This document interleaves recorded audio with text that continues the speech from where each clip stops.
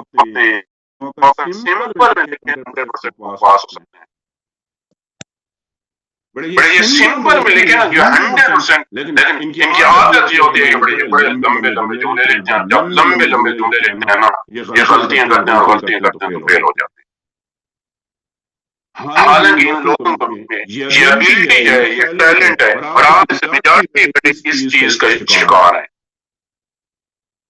और आखिरी लोग जो होते हैं बड़े वो लिखते सिंपल है, बिल्कुल सिंपल, लेकिन अगेन वो गलतियां भी करते हैं। वो सिंपल भी लिखते हैं, गलतियां भी करते हैं। ये वो लोग होते हैं जिनके लैंग्वेज के मसाइल होते हैं। सो मेरी आप बिल्कुल कॉम्प्लेक्स लिख सकते हो। सो मेरी रिकमेंडेड पहले दो एक्सप्रेशन है, तीसरा रिकमेंडेड नहीं है। अब आते हैं कि बड़े एक्सप्रेशन जो होता है ना, एक्सप्रेशन उसको कैसे बेहतर किया जा सकता है। बड़े इसके लिए सबसे पहले जरूरी चीज ये है कि आप अच्छी रीडिंग करें।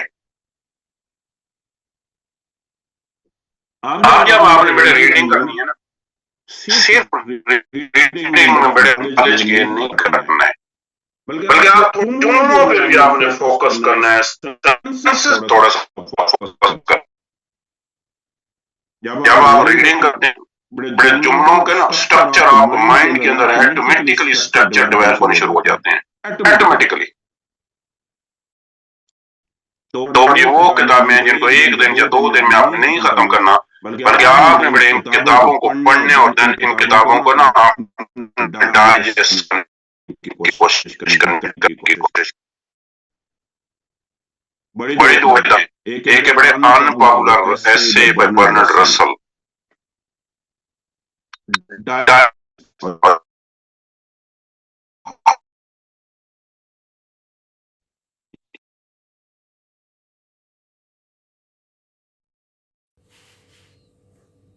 बहुत अच्छी इंफॉर्मेशन होती है और इनको एक टीम को बैठ के लिखती है।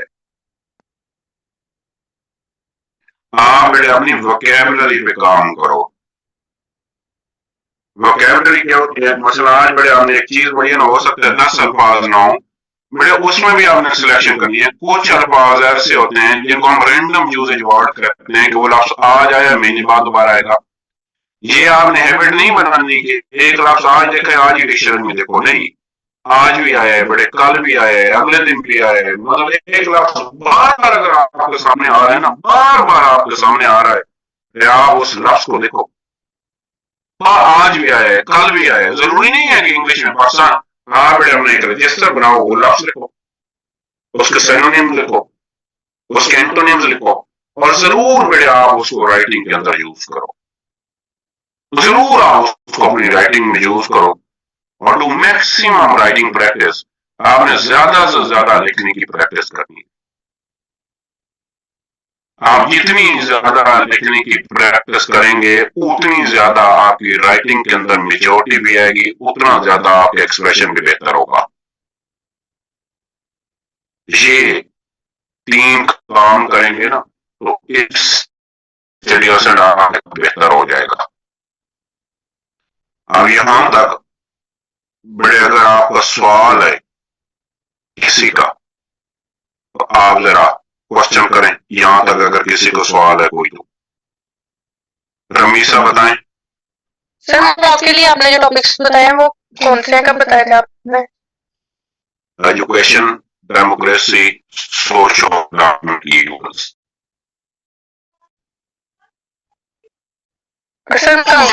अगले हफ्ते होगा, मंडे ट्यूसडे कोई भी दिन होगा, मैं आपको बता दूंगा। सर कितने मॉक लेंगे आप? 4 मॉक लेंगे। अब बड़े जो अगला काम है ना, ये है कि टाइम मैनेजमेंट। ये बड़ा मैटर करता है लोगों के फेलियर और सक्सेस में, इसका बड़ा कंट्रीब्यूशन है। दुनिया में बड़े कोई भी बंदा कोई भी काम करता है ना, कोई भी वो काम कर रहा है, दुनिया के किसी भी बड़े अच्छे काम करने के लिए ना, या अच्छे काम करने के लिए आपको प्रॉपर प्लानिंग की जरूरत होती है। प्रॉपर प्लानिंग की।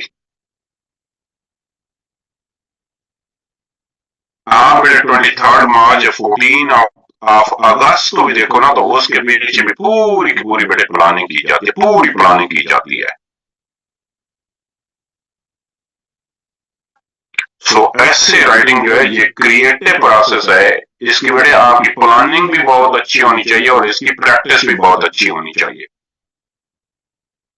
मैंने देखा है कि बेटे every productive work requires some kind of planning. Essay writing is a creative process, hence this require the planning as well. इसके लिए भी बेटे आपको प्रॉपर प्लानिंग करनी होगी।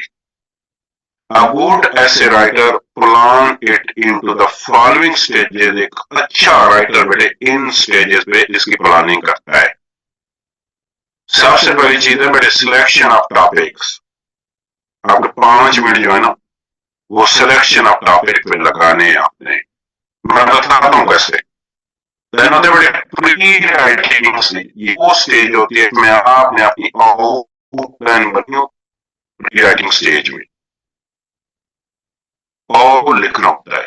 देन होती है बेटे ड्राफ्टिंग स्टेज। ड्राफ्टिंग स्टेज वो होती है जिसमें 1 घंटा और 55 मिनट आपने लगाने और ये वो स्टेज होती है जिसमें आपने आपका जो एसे है ना वो लिखना होता है।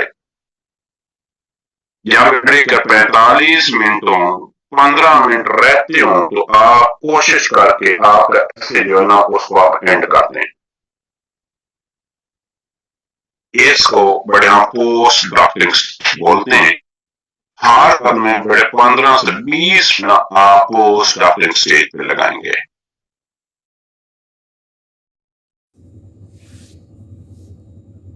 Read all the topic carefully. सबसे पहली बड़ी चीज ये रिक्वायर्ड है कि आप जितने भी टॉपिक है ना आप तमाम के तमाम टॉपिक को इंतहाई गौर के साथ पढ़ें। ये ना करें कि बड़े पहला टॉपिक पसंद आ गया आधा सफा लिख लिया, आगे 20 मिनट बाद पता चला ये भी टॉपिक बहुत आसान है, अब इस पे लिखना शुरू कर दो, नहीं इस पर वो फेल हो जाएंगे। अगर एक टॉपिक पे बड़े 10 से 15 या 20 मिनट लगा लिए हैं, पेपर पे लिख लिया है, तो उस बाद आप वापस रिवर्स नहीं कर सकते उसको। क्या करना है आपने?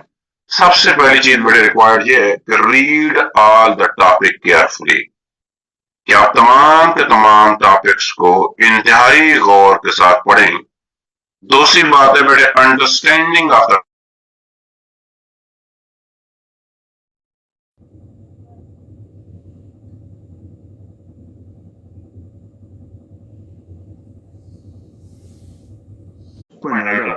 और बहुत से लोगों ने बड़े बुक्स लिखने के बजाय they have written the solution, उन्होंने सॉल्यूशन लिखना शुरू किया।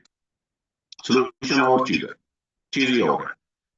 तो इस वजह से अगर बड़े किसी टॉपिक पे आप 1% भी डाउट है ना, इसका ये मतलब नहीं है, इसका ये मतलब है तो उस टॉपिक पे आप कभी भी ना लिखो।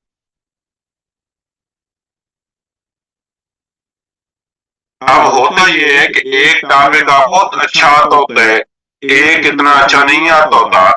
बहुत से लोग बड़े इस टॉपिक जो बहुत अच्छा आता होता है इसको इस वजह से छोड़ देते हैं कि यार इस पर तो सब कर रहे हैं, मैं नया टॉपिक करता हूँ। और भाई नया टॉपिक आपको आता ही नहीं है तो वो क्या इस वजह से आपको पास कर देगा कि आप बड़े ब्रेव हैं, आपने बड़ा इनिशिएटिव लिया, आपने बड़ा डिफरेंट टॉपिक चूज किया है। आप बड़े आप जो स्ट्रेंथ है ना उस पर प्ले करो, इस चीज से मुबरा हो जाओ, इस चीज में कभी तवज्जो भी ना दो कि बाकी क्या सोच रहे हैं, बाकी क्या लिख रहे हैं। बड़े आपका फोकस जो है ना वो आप खुद हैं, आपकी जात है। आप कभी भी इस पे ना सोचो कि बाकी क्या सोच रहे हैं, बाकी क्या लिख रहे हैं। Never think about this one. अच्छा बेटे टॉपिक को समझने के लिए ना देयर आर फ्यू टेक्निक्स, गौर करना है, ये स्क्रीनशॉट भी ले लें।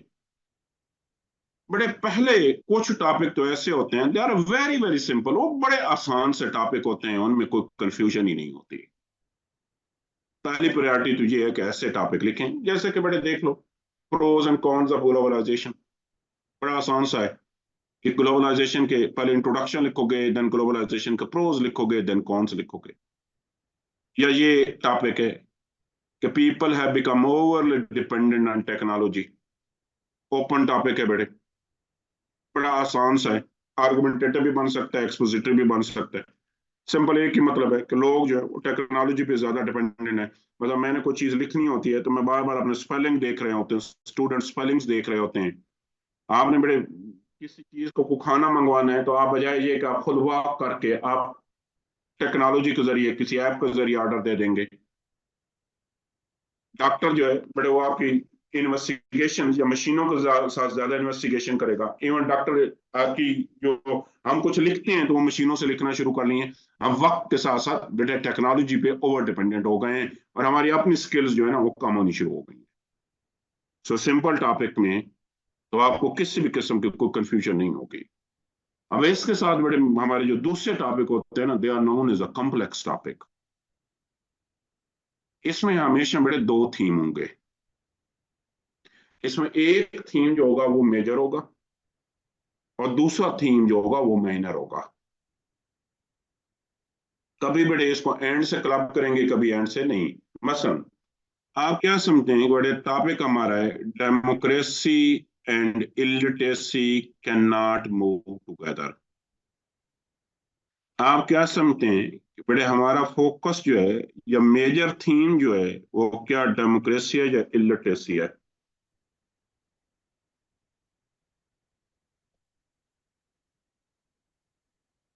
बताएं जरा कमेंट्स में। डियर स्टूडेंट, हमारा बड़े मेजर फोकस जो है वो डेमोक्रेसी पे है, बड़े इलिटरेसी पे नहीं है।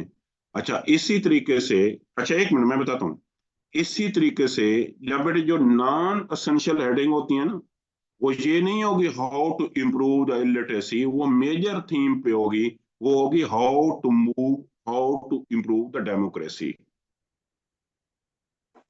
यूजली 99% बेटे जो पहला थीम होता है वो मेजर होता है, दूसरा माइनर होता है। और दूसरे की बेटे जितनी भी आपने बातें लिखनी है ना वो पहले के कंटेक्स्ट में लिखनी है। दूसरे की जितनी भी बातें होंगी बेटे वो पहले के कंटेक्स्ट में होंगी। अब इसकी आउटलाइन हम ऐसे बनाएंगे कि बेटे हम इंट्रोडक्शन लिखेंगे, इसके बाद हम फीचर ऑफ डेमोक्रेसी लिखेंगे। मुझे एक मिनट दें।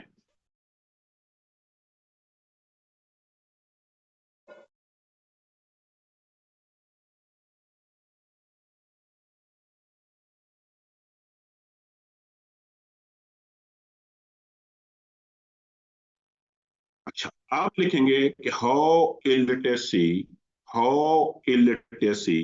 Can not walk in democracy. क्या how democracy can not walk in illiterate nation. Mean कि दूसरी बात जो लिखनी है आपने वो अलहदा नहीं लिखनी, पहले के कंटेक्स्ट में। आगे पढ़ते हैं। वो कह रहा है कि बेटे war and terror is contributing toward the growing abuse of human right. अब फोकस जो है बेटे वो वार एंड टेरर पे है, लेकिन जो ह्यूमर वो बुनियादी तौर पे आपसे इम्प्लीकेशंस पूछ रहा है वार एंड टेरर की। लेकिन बेटे उसने नैरो डाउन कर लिया है। क्या कर लिया है? Narrow down. उसने बेटे नैरो डाउन करके आपसे वो पूछ तो इम्प्लीकेशंस रहा है, लेकिन वो सिर्फ वो इम्प्लीकेशन पूछ रहा है जिनकी इम्प्लीकेशन जो है वो ह्यूमन राइट अब्यूज पे है। वो आपसे पूछ इम्प्लीकेशन ही रहा है, लेकिन बेटे आपसे वो इम्प्लीकेशन पूछ रहा है जिनका ताल्लुक ह्यूमन राइट अब्यूज से है। अगला टॉपिक जो है बड़े एंड आता है दो चीजों के दरमियान में। क्या आता है? तो इसमें ना बड़े दो टर्म्स होती हैं, दो फ्रेजेस होते हैं और उनके दरमियान में एंड आएगा। मैं मिसाल देता हूं। Global trade and trade policies of China. अब इसकी इसमें बड़े दो असेंशियल होती हैं। इसका ये होता है कि बड़े 20% जो फोकस होता है ना वो पहले पोर्शन पे होता है। 80% बेटे जो फोकस होता है वो दूसरे पे होता है। लेकिन दूसरी बात जो है ना वो पहली के कंटेक्स्ट में लिखी जाती है, वो अलहदा नहीं लिखी जाती। अब इसकी आउटलाइन मैं ऐसे बनाऊंगा। मैं इंट्रोडक्शन की हेडिंग लिखूंगा, देन मैं लिखूंगा बेटे फीचर ऑफ ग्लोबल ट्रेड, 10 में लिखूंगा, इसमें 3-4 पैराग्राफ लिखूंगा। मैं लिखूंगा trade policies of China in the era of global trade, या मैं लिखूंगा how global trade influence the trade policies of China. So अगर बड़े किसी टॉपिक में एंड आता है ना, ये मैं जो परसेंटेज बता रहा हूं ना, आपके पास ऑप्शन है तो 5% ऊपर नीचे भी कर सकते हो। जब एंड आता है ना, तो देन बड़े आपकी एक असेंशियल हेडिंग नहीं होती, 2 असेंशियल हेडिंग होती हैं। एंड से पहले सिंगल वर्ड भी आ सकता है, फ्रेज भी आ सकता है। एंड से पहले वाला पोर्शन जो होता है ना, यूजुअली उस पर 20%, 15 से 20%, और एंड के बाद वाला जो पोर्शन होता है ना बेटे, वो अलहदा नहीं लिखते, वो पहले के कंटेक्स्ट में लिखते हैं। अब ये देखें topic, human development and economic sustainability. अब ये भी एसेंशियल है, 20% आप लिखोगे बेटे फीचर ऑफ ह्यूमन डेवलपमेंट, और देन आप लिखोगे how human development influence the economic sustainability, तो वो इकोनॉमिक सस्टेनेबिलिटी जो है उसको कैसे इंपैक्ट करती है। 20% जो है, कितने परसेंट बड़े, 20% जो है वो पहले वाला, और 80% बातें जो हैं वो बाद वाली।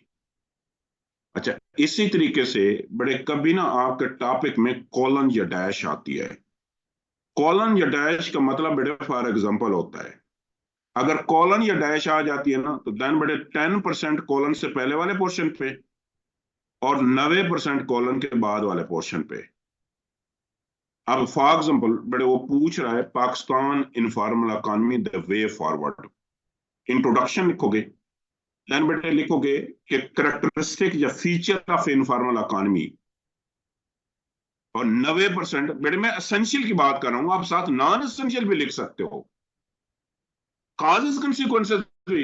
इनके एसेंशियल में से 10%, मसलन एसेंशियल के आप सपोज करते हैं बेटे 10 पैराग्राफ लिख रहे हो, साथ नॉन एसेंशियल भी आएंगे ना। एसेंशियल की डिवीजन ये दोनों एसेंशियल है, इनफॉर्मल इकोनॉमी भी ऐसे। उस 10 की डिवीजन ये होगी कि 9 पैराग्राफ जो है वो वे फॉरवर्ड भी होंगे, सिर्फ 1 या 2 पैराग्राफ जो होगा ना वो पाकिस्तान इनफॉर्मल इकोनॉमी पे।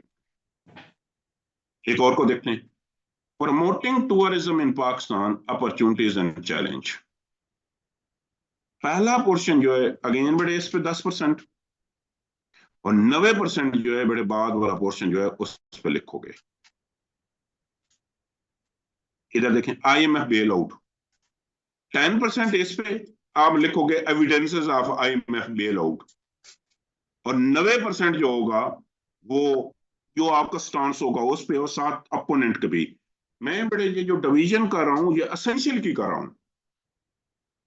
सो अगर डियर आपको कॉलन या जूज ऑफ डैश आ गया ना, तो डिवीजन ये होगी कि जो एसेंशियल पोर्शन होगा ये दोनों एसेंशियल होंगे, 10% बेटे पहले पे और 90% दूसरे पे। यहां पे देखते हैं administrative corruption in inefficiency its cause and cures. अच्छा, इसी तरीके से बड़े अगर क्वेश्चन मार्क आ जाता है, सो कॉलम तो मैंने ये बताया कि बड़े कॉलम एक्सपोजिटरी ऐसे में भी आ सकती है, आर्गुमेंटेटिव में भी आ सकती है, और कॉलम की बड़े आपको डिवीजन मैंने ये बताई कि उसमें जो एसेंशियल हेडिंग होगी ना, 90% जो होगा वो कॉलम के बाद वाले पोर्शन पे होगा, और जो 10% फोकस होगा वो कॉलम से पहले वाले पे होगा। अगर बेटे टॉपिक में क्वेश्चन मार्क आता है, क्या आता है, क्वेश्चन मार्क आएगा, तो वो 100% आर्गुमेंटेटिव ऐसे होगा। क्या अगर बड़े क्वेश्चन मार्क आ गया ना, इसका 100% ये होगा, तो वो टॉपिक जो है ना वो आर्गुमेंटेटिव ऐसे है। जैसा कि बड़े is gender equality is a myth, या ये देखें कि what are the hurdles in our way to becoming a truly independent state. लेकिन क्वेश्चन का बेटे मैंने आपको ये बताया था कि 90, अगर क्वेश्चन हेल्पिंग वर्ब से शुरू हो रहा है या मॉडल वर्ब से शुरू हो रहा है तो वो आर्गुमेंटेटिव होगा, और ये भी लाजम है कि बेटे उसका आंसर जो क्वेश्चन को होगा या तो यस होगा या नो होगा। लेकिन ये टॉपिक पढ़ें बेटे, what are the hurdle in our way to becoming a truly independent state. क्या इस सवाल का जवाब भी बेटे यस एंड नो में है? इसका हरगिज हरगिज बेटे यस एंड नो में जवाब नहीं है, हरगिज हरगिज। सो अगर बेटे सवाल आपका WHO से शुरू हो रहा है, किससे? WHO से शुरू हो रहा है, वो जो सवाल होगा वो एक्सपोजिटरी होगा, ना कि आर्गुमेंटेटिव होगा। सो क्वेश्चन मार्क का बेटे मैंने आपको ये बताया कि अगर क्वेश्चन मार्क आ जाता है ना, देन अगर वो हेल्पिंग वर्ब से शुरू है या मॉडल वर्ब से शुरू है, तो वो हर सूरत में बेटे आर्गुमेंटेटिव ऐसे होगा। कभी कभार बेटे ओ आर आ जाता है। अगर बेटे टॉपिक के अंदर ओ आर आ गया है तो वो भी 100% आर्गुमेंटेटिव ऐसे होगा। यहां पे देखें, एक्सपोजिटरी मैंने क्वेश्चन मार्क का कहा था कि 99% आर्गुमेंटेटिव होगा, ओ आर का मैंने कहा कि 100% बेटे आर्गुमेंटेटिव होगा। जैसे कि लिखा हुआ है, IMF bail out, road to stability or reserves for disaster. कभी कभार ना ये होता बड़ा रेयर है, बड़ा रेयर। मैंने आज सारे 1970 से लेके आज तक सारे टॉपिक पढ़े हैं। कभी कभार ना बेटे सेमी कॉलन भी आ जाता है।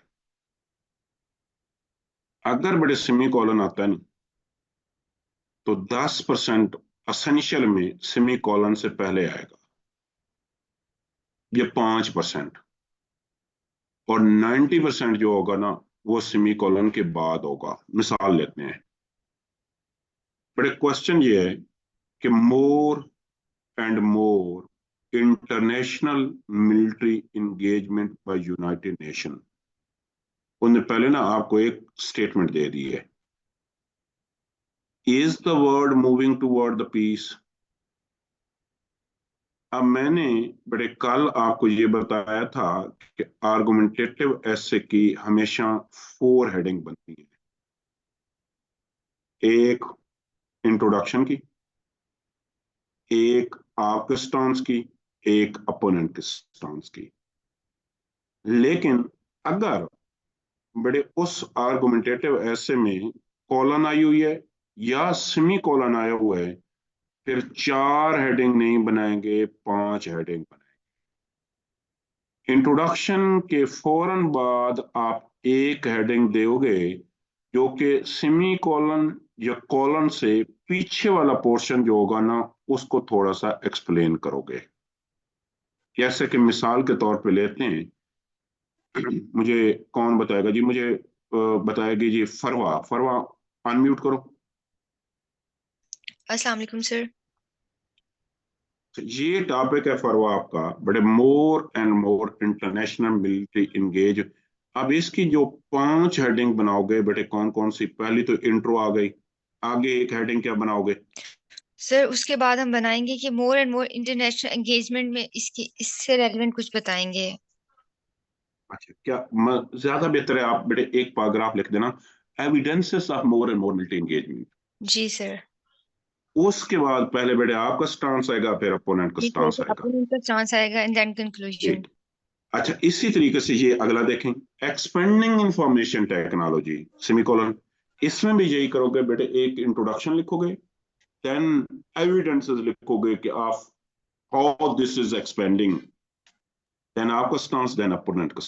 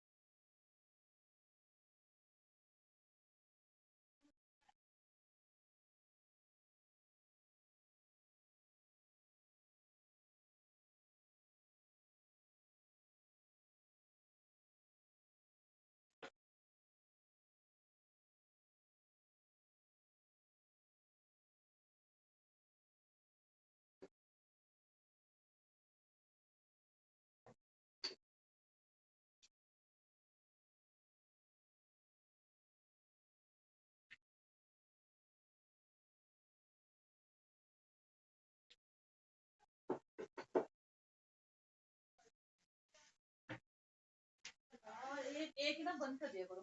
क्या बंद हुआ? हाँ सही। सेवा दो चलते हैं यार।